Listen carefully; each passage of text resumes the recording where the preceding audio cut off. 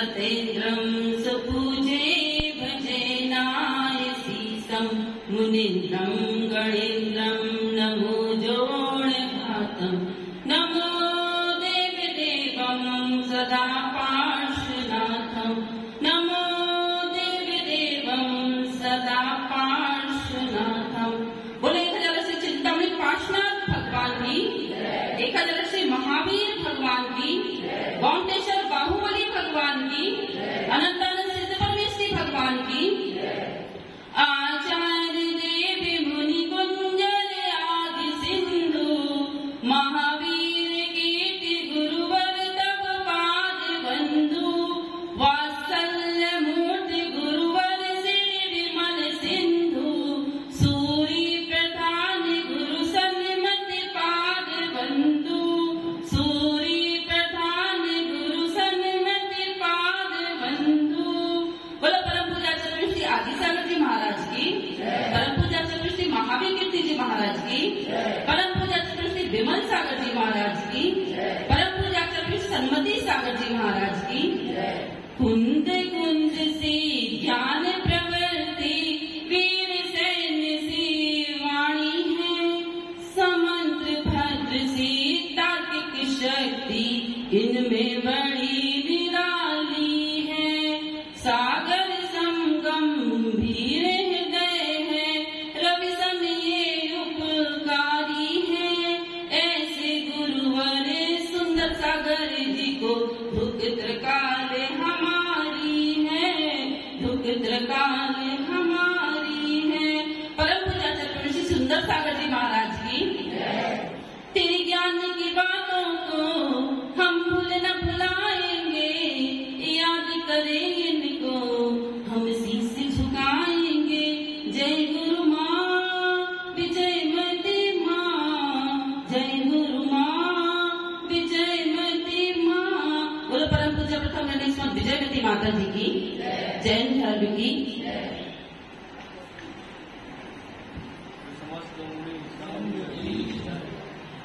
धर्मेश्वरी बंधु, धरती में समाया हुआ रस समान रूप से देता है, किसी के साथ भी भेदभाव नहीं करता।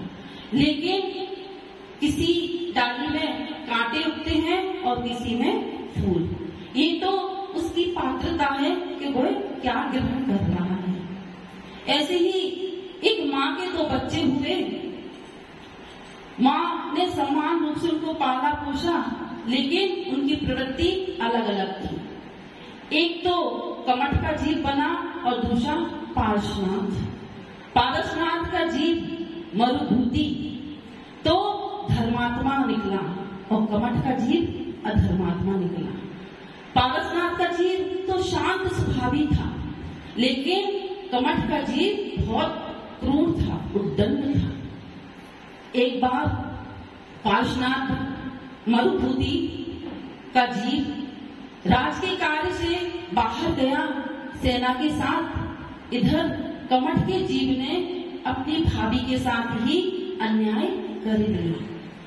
फिर जब मरुभूति का जीव वापिस आया और उसको यह सब वृत्तांत पता चला, तो वो अपने भाई को मनाने के लिए चला गया। लेकिन जब वो गया तो वह और राजा ने इसको दंड दे दिया और देश निकाला कर दिया। इसने जंगल में जाकर पीले वस्त्र धारण कर लिए और तापसी बन गया। आप सब लोगों को ये कथा पता है।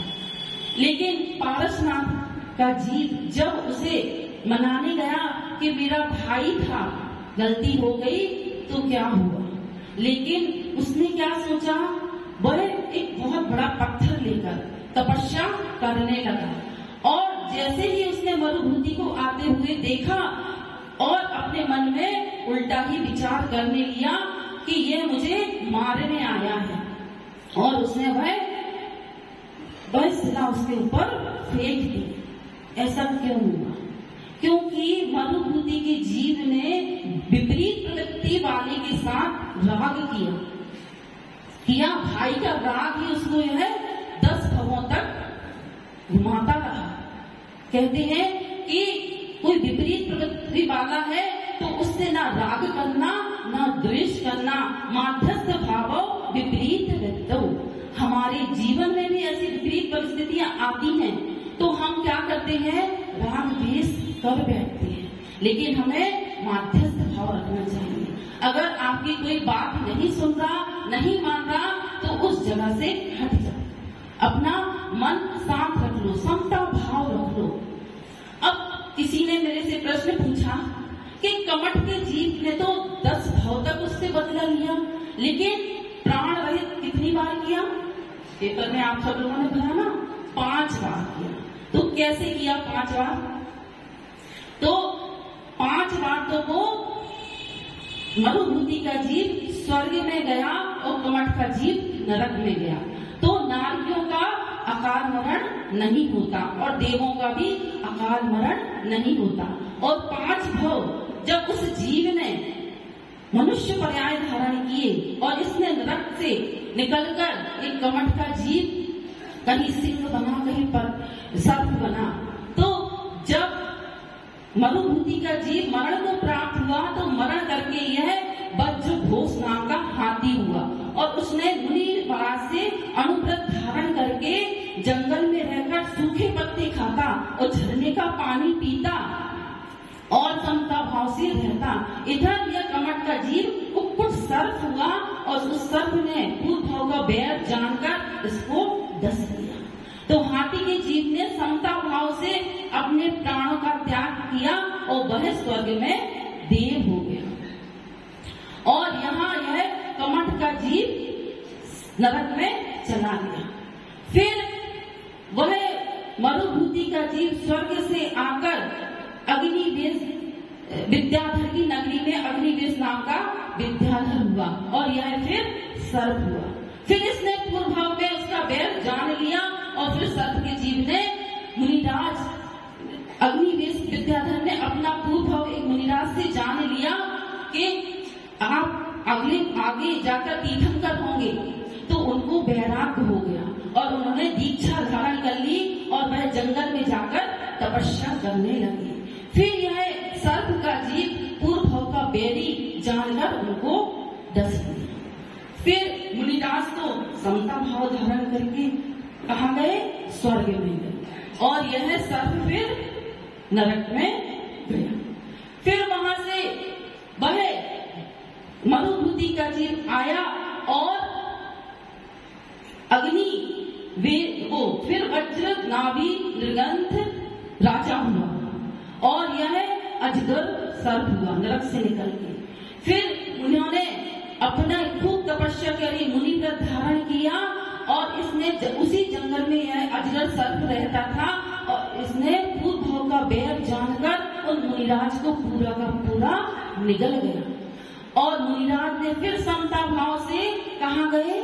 मरुभूति का जीव स्वर्ग में गया और यह अजगर सर्प नरक में गया। ऐसे ही फिर यह अयोध्या स्वर्ग के सुख भोग कर फिर अयोध्या नगरी में जाकर यह मरुभूति का जीव आनंद कुमार राजा बना और वह कुक्कुट सर्प सिंह बना। और अष्टमी का पर्व में मुनिराज से उन आनंद राजा ने व्रत धारण के लिए 16 कारण भावना भाई और तीर्थंकर प्रकृति का बंद किया और यह नरक से निकलकर कमठ का जीव सिंह बना और इन्होंने इनको फिर वैराग हो गया और यह जंगल में गए, खूब तपस्या करने लगे और वह जीव सिंह का जीव फिर मुनिराज का भक्षण किया और वह मरकर नरक में गया। और यह अंतिम भव उन्होंने प्राणत स्वर्ग से आए और बामा देवी के गर्भ में आ गए पारसनाथ भगवान और वह सिंह का जीव फिर नरक में गया। ऐसे करते करते 5 भव तो उन्होंने मनुष्य पर्याय के प्राप्त के लिए और इसने त्रैंचिके और नरक के प्राप्त किए थे।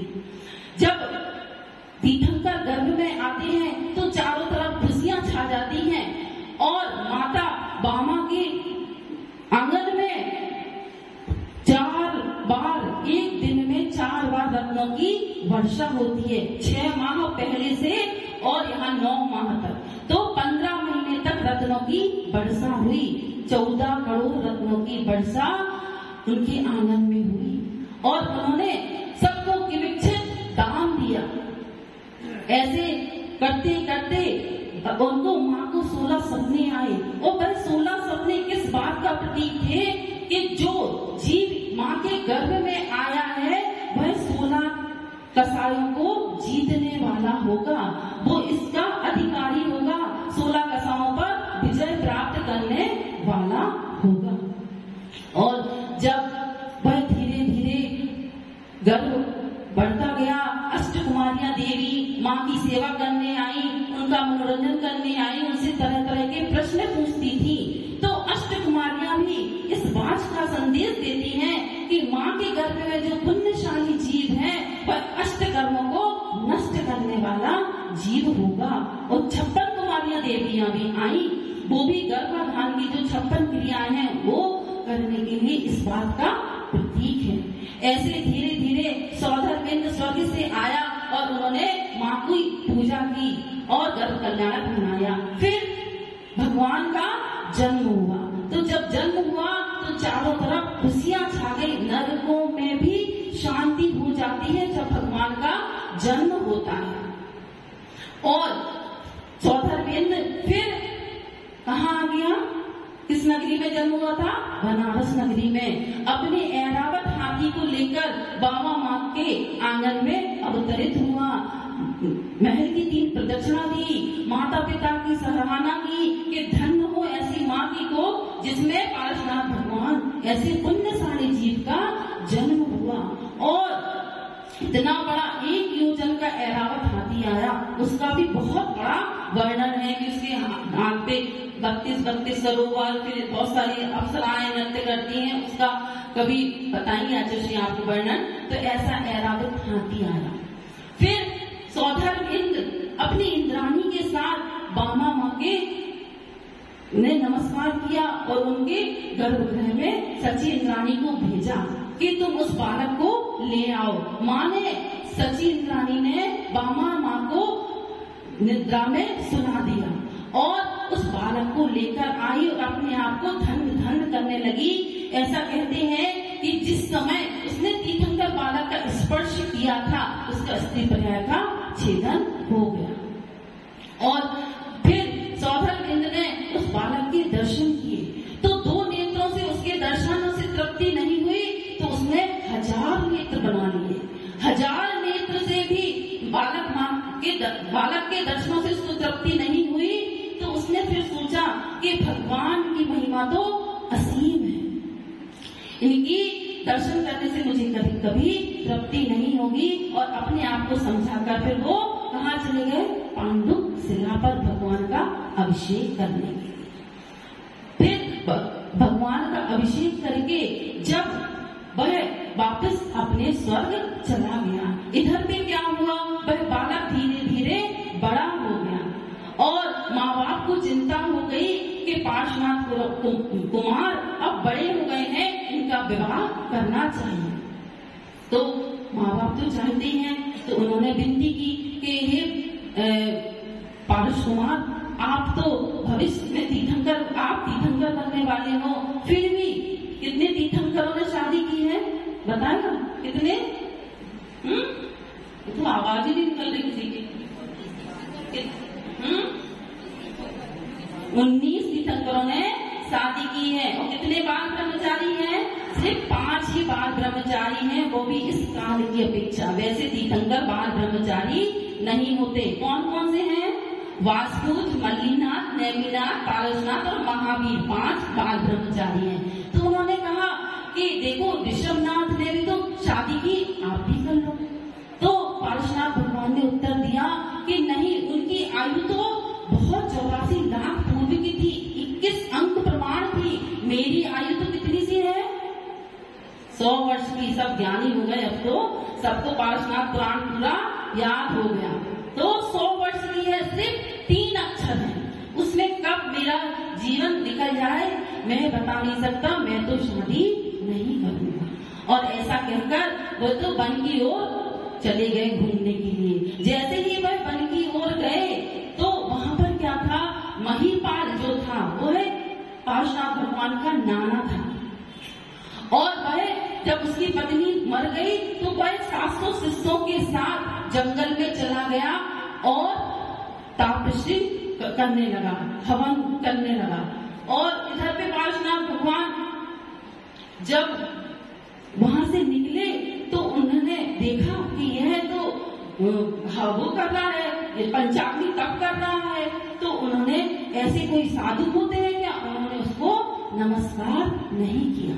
तो उसको बहुत गुस्सा आ गया कि देखो यह कल का छोकरा, और मैं इसका नाना भी लगता हूँ, तब भी मेरे को नमस्कार नहीं किया। लेकिन पारशुनाथ भगवान ने कहा कि कोई ऐसा साधु होता है क्या? साधु तो उसको कहते हैं जिसमें समता भाव हो, जो धर्म को पहचाने। कहते हैं कि वह मजिस्ट्रेट ही क्या जिसमें इंसाफ की पहचान नहीं, वह मजिस्ट्रेट ही क्या जिसमें इंसाफ की पहचान नहीं, वह संत ही क्या जिसे अपने आप की पहचान नहीं।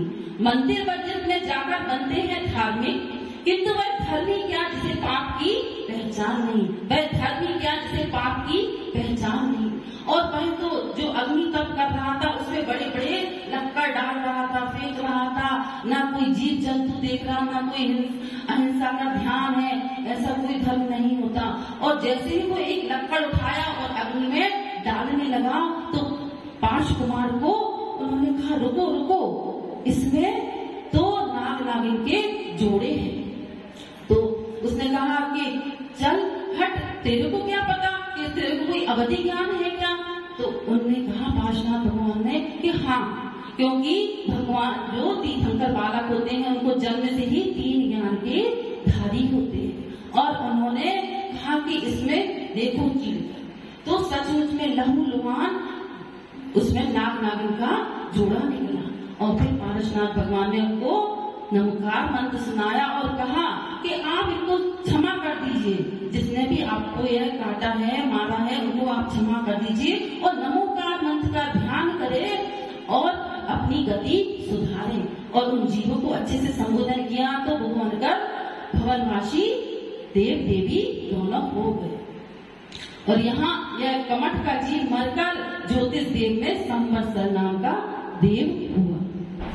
फिर जब पार्श्वनाथ भगवान तपस्या कर रहे थे और यह संवत्सर ज्योतिष नाम का विमान लेकर आकाश से जा रहा था, तो भगवान कैसे खड़गासन से ध्यान कर रहे थे आत्मा का। तो उस संवत्सर जीव का वह विमान रुक गया। तो उन्होंने कहा, उसको बहुत गुस्सा आया कि अरे किसकी हिम्मत जो मेरा विमान रोक दिया। और वह नीचे उतरा तो देखा, अरे यह ढोंगी साधु, नंगा साधु, इसकी इतनी हिम्मत कि मेरा विमान रोक दिया। और उसको बहुत क्रोध आया और क्रोध में आकर उसने अग्नि की बहुत तेज तेज लपटें छोड़ना चालू कर दी। लेकिन भगवान तो अपने ध्यानस्थ थे, अपनी आत्मा में मग्न थे, उन्होंने कोई भी प्रतिक्रिया नहीं की, उनका रोम तक चलायमान नहीं हुआ। और वह उपसर्ग पर उपसर्ग करता रहा, कहीं बहुत बहुत बड़े बड़े पत्थर फेंके, पानी बरसाया, इतना पानी बरसाया कि धर्मेंद्र पद्मावती का आसन कंपायमान हो गया। और फिर वह उपकारी का उपहार तो चुकाना ही चाहिए। यह तो पशुओं से सीखो कि पशु अपनी पशुता कभी नहीं छोड़ता, देव अपनी देवता कभी नहीं छोड़ता, और नारी अपनी नारिकता कभी नहीं छोड़ता। लेकिन मनुष्य एक ऐसा प्राणी है जो अपनी मनुष्यता छोड़ देता है।